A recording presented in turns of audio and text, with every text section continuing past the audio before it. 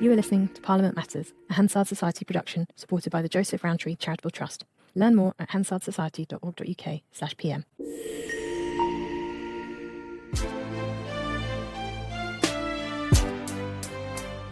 Welcome to Parliament Matters Whipping Yarns, our series peering into the hidden world of Westminster's whips. I'm Ruth Fox. And I'm Mark Darcy. In 2015, the Scottish National Party went from being a bit player minority party in the Commons to a formidable third force with around 50 MPs throughout the subsequent Brexit parliaments. But the twist is they didn't really want to be there. Their aim was Scottish independence, which would have meant no SNP MPs at all.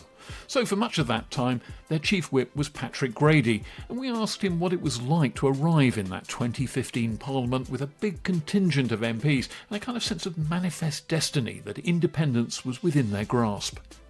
It was an election of quite considerable surprises. I think people hadn't expected that the Conservatives would return with a majority, and we hadn't expected such an overwhelming win. We felt post-2014 that the SNP was poised to do possibly as well as it had ever done at Westminster, but the scale of the result was quite a surprise. So there was a lot to take in for the whole group. First of all, just to get to know each other, and then to get to know the ways and means, to coin a phrase, of Westminster. And we were quite determined. We'd been elected on a manifesto to work very constructively, but to speak up for Scotland, make Scotland's voice heard. So we were prepared to shake things up and not simply do as we were told. And some of that manifested itself very early on in terms of applause in the chamber, for example, and the breakfast wars, as they were called, when we tried to establish our seating entitlement on the front row. With Dennis Skinner, you had a bit of a sort of border skirmish between yourself and the Labour Party over Dennis Skinner's particular customary seat on the front bench. Yes, we did. So there were a few of us who were sort of encouraged to arrive early for the precise bong of 8 a.m. when the doorkeepers turned the key and opened the chamber to ensure that we secured as many seats on the front row as possible. And that went on for at least a couple of weeks. And then I think eventually detente was reached, and Dennis and a few of his pals had the first 3 or 4 seats, and then the SNP front bench became the remainder of those spaces. And what was it like in terms of the culture of the parliamentary party? I mean, the SNP before that election had, I think, 6 MPs. I remember actually seeing them all literally getting into the same lift at one point and having a joke with your then leader Angus MacNeil about that. And then suddenly you're 56, so it's a quantum leap in numbers, and that must have meant that even the old hands weren't really quite sure how to act now. Yes, I think that's probably fair. Of course, I can't really compare because I wasn't one of those old hands. They would, the group of 6 would appear at SNP conferences and party meetings and things like that, full of all kinds of stories and anecdotes and tales of their frustrations of the Westminster system, especially in comparison with the Scottish Parliament, which has tried to adopt much more 21st century approaches to its procedures. So I think you'd have to ask them how they felt having all of these new colleagues. But some of us knew each other from previous SNP relationships. We'd come through the youth wing or party branches or city associations together, but others were relatively new because that was the outcome of the independence referendum, that lots of people had been enthused about Scottish politics, and so we had a number of people whose experience in the SNP was not as long-standing. But that brought a huge range of skills and experience, and we had people with all kinds of different walks of life. So Philip of Whitford, who had been a surgeon, John Nicholson with his experience in the media, Joanna Cherry, a very eminent lawyer. So lots of different people coming with a whole range of experience.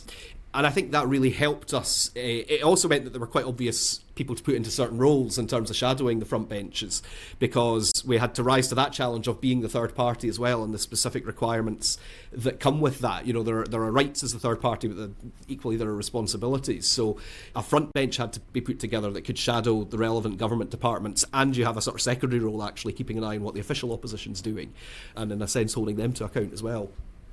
And how do you find out about those roles and responsibilities as the third party when so many of you are new?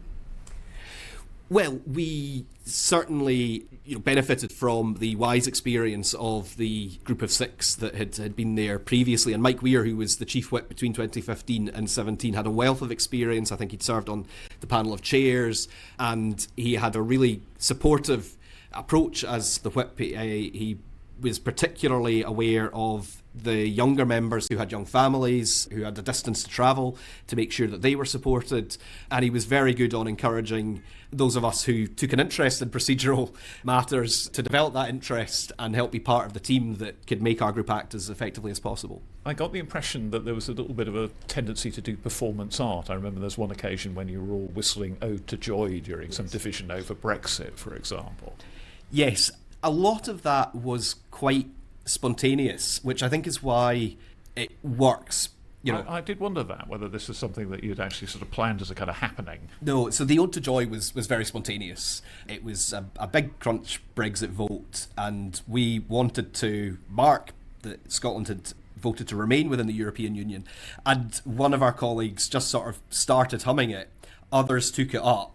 And then suddenly, I think it's Patricia Gibson, the footage will show, started conducting us. And then Lindsay was in the chair. Lindsay Hoyle was the deputy speaker at the time, and he was not impressed and called us to order. But it was obviously Today in Parliament played it, but I think it was clipped on the German news. But there was a spontaneity about it. And I think that's what has helped have the impact that they had. I think if you try to force that kind of thing, it doesn't work. People can see that it's forced. But it maybe reflected a kind of collective will to try to push the boundaries. Of course, the big procedural change that those of you who are interested in procedure in the SNP were immediately on the receiving end of was EVEL, English Votes for English Laws, the procedure that restricted the rights of Scottish MPs to vote on England-only legislation, which the SNP was not at all amused by. No, and of course we had always, and still do, operate a sort of self-denying ordinance, and we generally, as a rule, won't vote on matters that are exclusively devolved to Scotland and apply exclusively to England and Wales. Now, there might be occasions, and there have been, and there could well be in the future, where we can see a bleed over, consequentials or whatever. So we reserve the right to make that choice, but that was the point. It should be our choice as Scottish members of Parliament, not government ministers or, as we said at the time, the Speaker being put into a very invidious position of having to declare a bill subject to the EVEL procedures. So we took issue with them right from the start. They were rather ill thought through. They were particularly cumbersome, and they made no real difference while there was a stable government with a strongish majority between 2015 and 2017 anyway, because that government was always going to get its way. The parliaments that followed, they were subject to much more complication, and we made the most of that. Another event I remember, I don't know whether it was orchestrated or not, was you tried to force a number of votes when England versus Colombia was playing during the World Cup, and to try and ensure that all the MPs who wanted to go off and watch the match actually had to stick around in the chamber to vote. Well, that was actually tied in with the dispute we had about EVEL. It was both to do with EVEL and also to do with Brexit. I think the Internal Market Act had been forced through a few weeks previously, and of course that had led to the walkout at Prime Minister's Questions. But we were still upset about the Internal Market Act, and we had been told by the then Leader of the House, Chris Grayling, when EVEL was first introduced, that the way that Scotland could still have its voice heard on matters where there were consequentials, Barnett consequentials, was through the estimates process, and that was the night of an estimates vote. So we'd had an estimates debate. As it happens, it was on the spending of the Scotland office, I think, or spending in devolved areas. So it had been an SNP-led debate, and then we were perfectly entitled to push the divisions, and there were 5 motions on the order paper to approve 5 different aspects of government expenditures, billions of pounds. I mean, we could have a whole separate conversation, Ruth, and I know you would enjoy that, about supply and estimates and financial scrutiny. So we were well within our rights. Now, the fact that it happened to be on the night of the English quarter-final against Colombia certainly raised awareness of the fact that this was something that the SNP were doing. Again, I would say it was quite spontaneous. We hadn't sat weeks in advance and said, aha. It was really on the day we were looking through the business and realising, well, in any event, I think we would have wanted to divide on the estimates. And then, of course, the estimates votes always happen at 7 p.m, and it just so happened to coincide. But there wasn't there, a certain sly relish? I mean, I think the record will show that the Deputy Speaker had to send the Sergeant-at-Arms into the lobby on a number of occasions to get us all out. We weren't running through the lobby, and it caused some discontent on the government benches. But I think it made the point. That's what we were there to do, was use the opportunities. I did the next day make a point of ensuring that various support offices for the doorkeepers, the Hansard clerks, the tellers, or the division clerks and so on, were suitably recognised for their efforts with boxes of chocolates. Because, well, we're making a point with MPs and government ministers and so on who were perfectly entitled to tie up, but it was slightly inconvenient for the staff that have to make this thing happen as well. And you mentioned it a little earlier as well. There was the occasion where, I think over, as you say, the UK Internal Market Act, SNP MPs marched out of Prime Minister's question time. What was that exactly about, and what did it, if anything, achieve? So again, we were wanting to show our severe displeasure with the Internal Market Act, which I think was one of the first pieces of legislation to have been put through the UK Parliament without the legislative consent of the devolved nation that it affected in Scotland. And we felt it was important to really demonstrate our concern about that.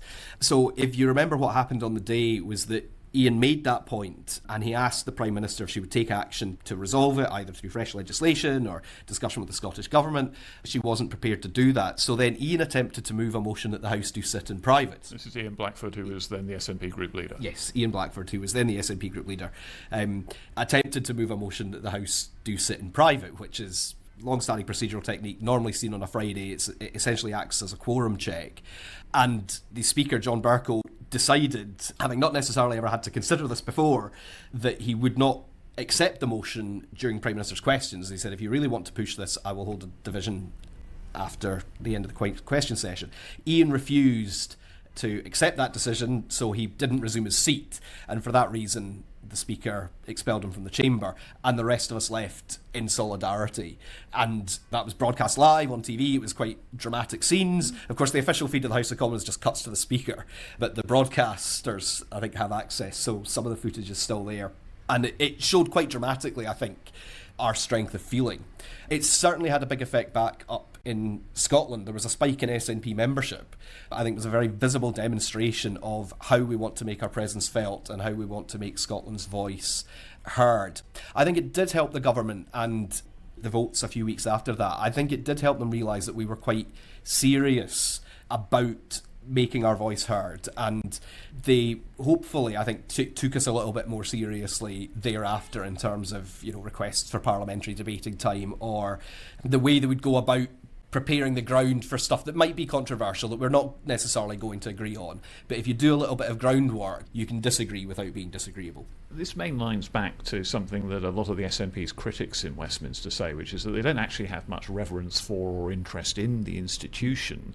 They basically see it as a place where they can stage acts of theatre and performance art that, as you say, perhaps generate a spike in membership or a spike in your poll numbers back in Scotland. Well, spikes in poll numbers are always very helpful, and most political parties try to achieve that, as they do with spikes in membership. I mean, in reality, we can point to legislative achievement. Some of our members have had quite important private members' bills passed. We've had amendments accepted to government legislation on a number of occasions, once almost triggering a division because no one could believe that the government was accepting our amendment. So all the Conservatives voted no, or shouted no. But at the same time, we're not in the same position as the official opposition party, and we're not, even though we have to shadow the government, we're not a shadow government in the same way. It simply wouldn't be possible for us ever to form a government.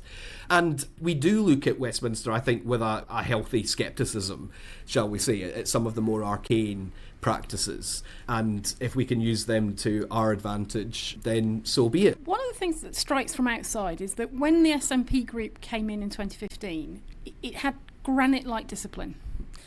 And that has dissipated naturally over time, and obviously you've had a couple of defections to Alba and so on. But somebody who's occupied the position of Chief Whip, what are the challenges of managing the SNP MPs and the parliamentary business? It happens to all parties as time goes on, that there can be a little bit of fraying at the edges. One of the biggest challenges is a very practical, almost pastoral issue, which is the distances that people have to travel. And as I said earlier on, especially younger members with young families, young mums, young dads as well, who often get overlooked, wanting to be able to spend time with their families. The pattern of recesses, especially in recent years, tends to match the English school holidays rather than the Scottish school holidays. So accommodating those requirements was always an important priority. It was one of the key pieces of advice that Mike Weir gave me actually when I took over from him, was to look out for the folk with kids, and I hope I did that. Of course, as people develop their experience in Parliament, they might find more opportunity to express views that maybe at variance with the established party line, particularly as issues come up that weren't necessarily in the manifesto.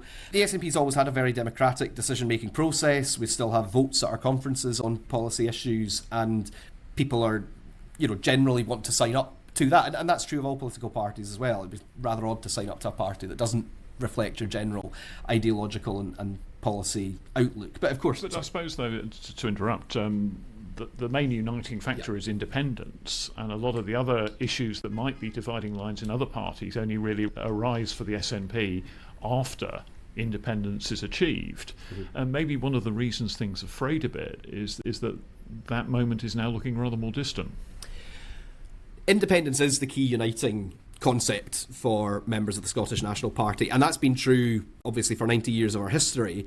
It's been particularly true since we took power in the Scottish Parliament in 2007, and it remains true to this day. And it's something I think the other parties sometimes find it difficult to get their head around, because while we have won elections, and I hope we will continue to win elections, and we will continue to win elections, we still haven't won our cause. Whereas both the Conservatives and the Labour Party, their primary purpose is to achieve power and remain in power for as long as possible.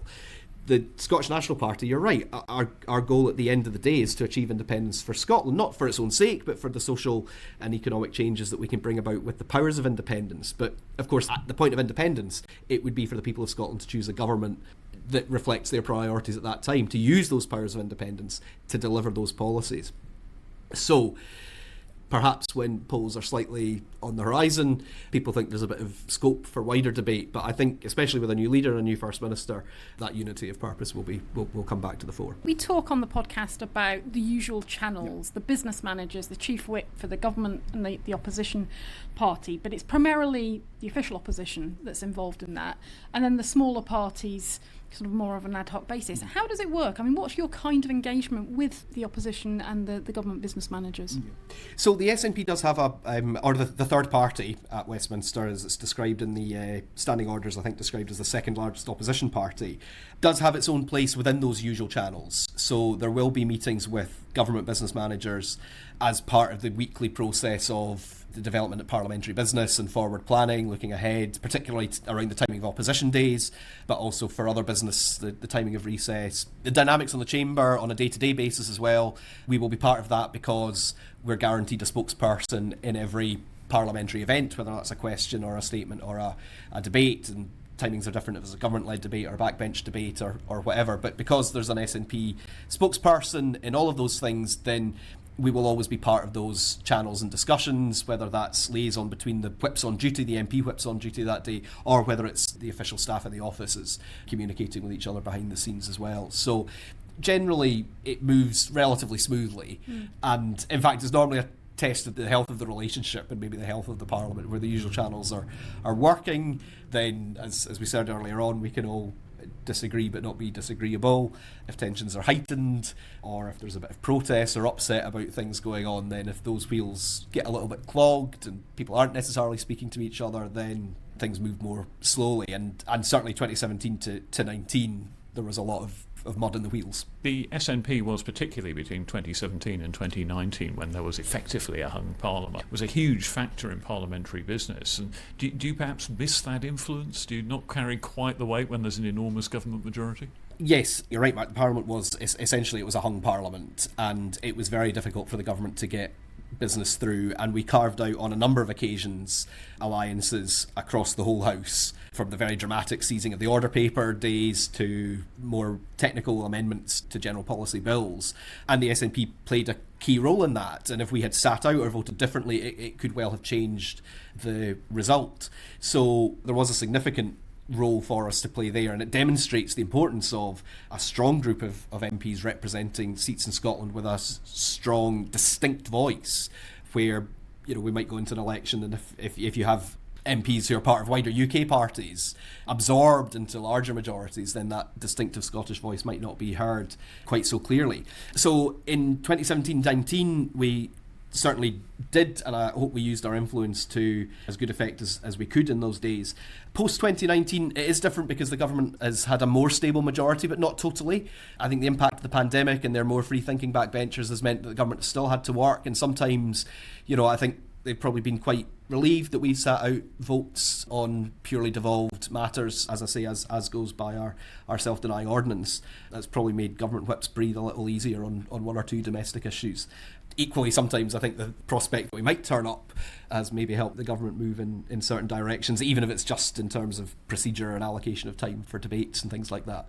So I think we're still able to make our presence felt, and certainly, as I say, the rights and responsibilities that come with being the third party are an important part of that. I mean, you saw Prime Minister's questions. It was Stephen Flynn who asked the Prime Minister to end the speculation and name the date for the general election, not the leader of the opposition.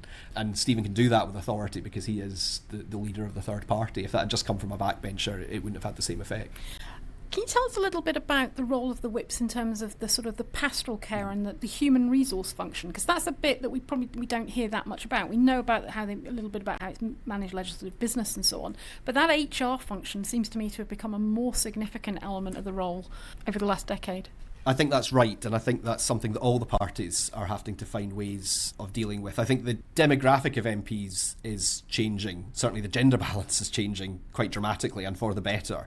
The age profile, I think, is probably getting a bit younger. The life experience will have changed as well, the kind of working environments that people will have come into Parliament from. And that's all for the good, but it needs to be responded to. And I spoke previously about members of Parliament with young children in particular.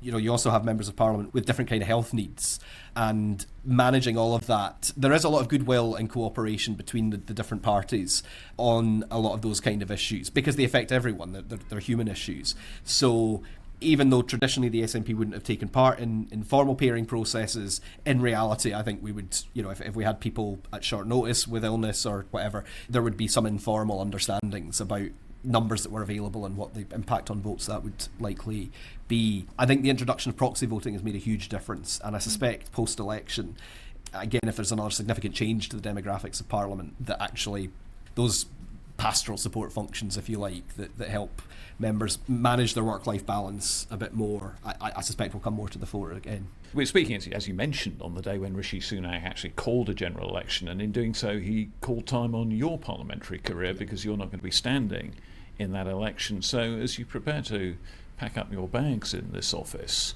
how do you feel about Westminster? Is it a place you kind of had to be in and it was all a bit of an ordeal, or have you developed, as I suspect some of your colleagues have, a sneaking affection for the place?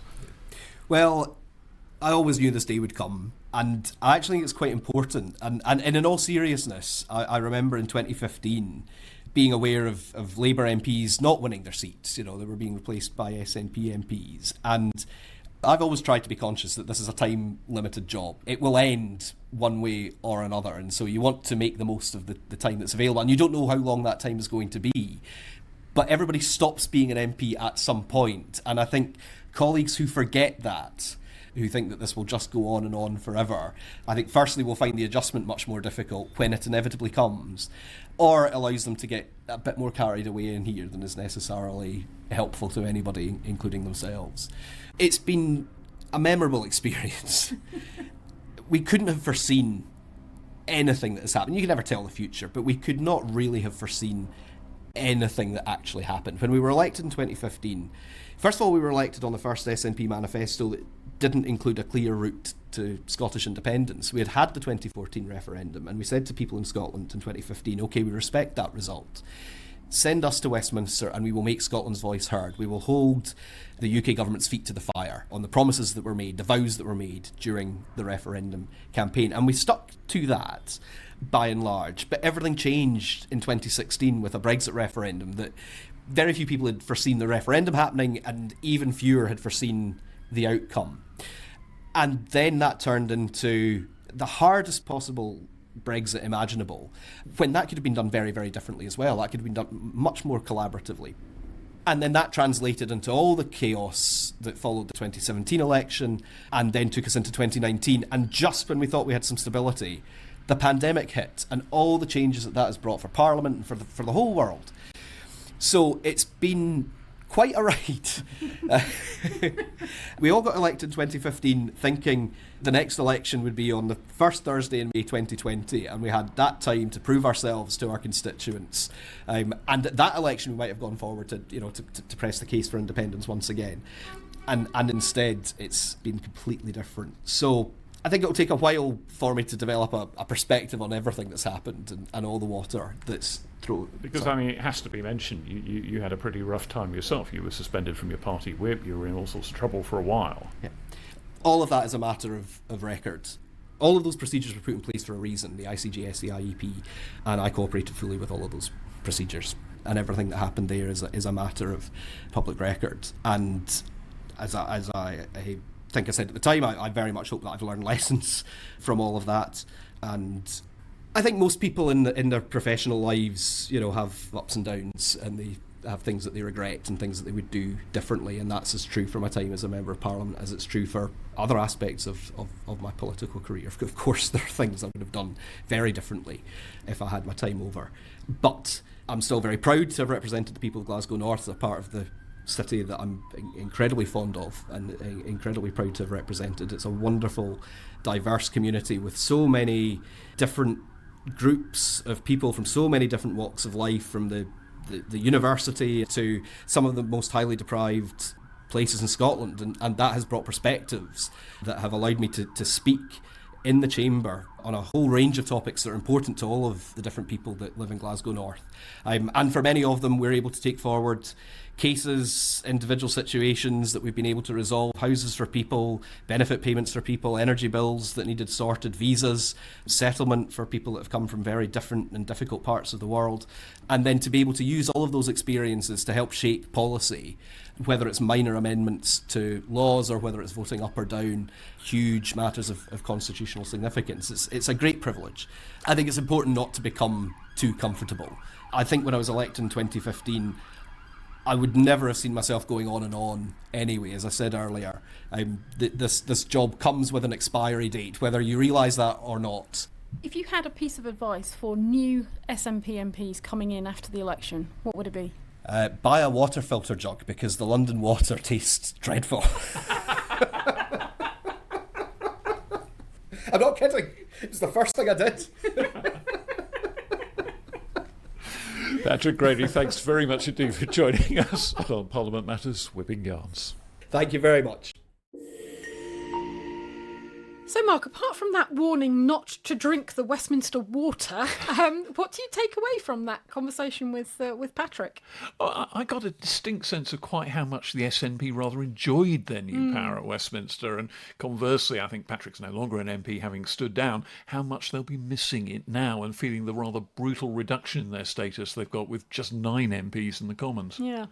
And the way they went over time from iron discipline to almost open factionalism. Yeah, that was extraordinary. I mean, they were almost hovering in mid-air, defying Westminster political gravity. There never seemed to be a crack. You never got a whisper of dissent and briefing right up to the moment, some years down the line, when you did. Yeah.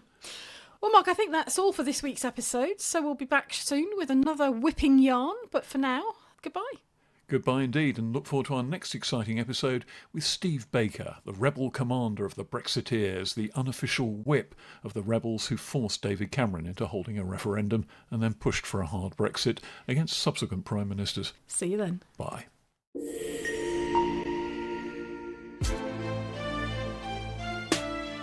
Well, that's all from us for this week's episode of Parliament Matters. Please hit the follow or subscribe button in your podcast app to get the next episode as soon as it lands. And help us to make the podcast better by leaving a rating or review on Apple or Spotify and sharing your feedback. Our producer tells us it's important for the algorithm to give the show a boost. Oh, Mark, tell us more about the algorithm. What do I know about algorithms? You know, I write my scripts with a quill pen on vellum and then send it in by carrier pigeon. Well, before we go, a quick reminder also that you can send us your questions on all things Parliament by visiting hansardsociety.org.uk/PMUQ. We'll be discussing them in future episodes, including our special Urgent Questions editions dedicated to what you want to know about Parliament. And you can find us across social media at Hansard Society to get more content related to the show and the wider work of the Hansard Society.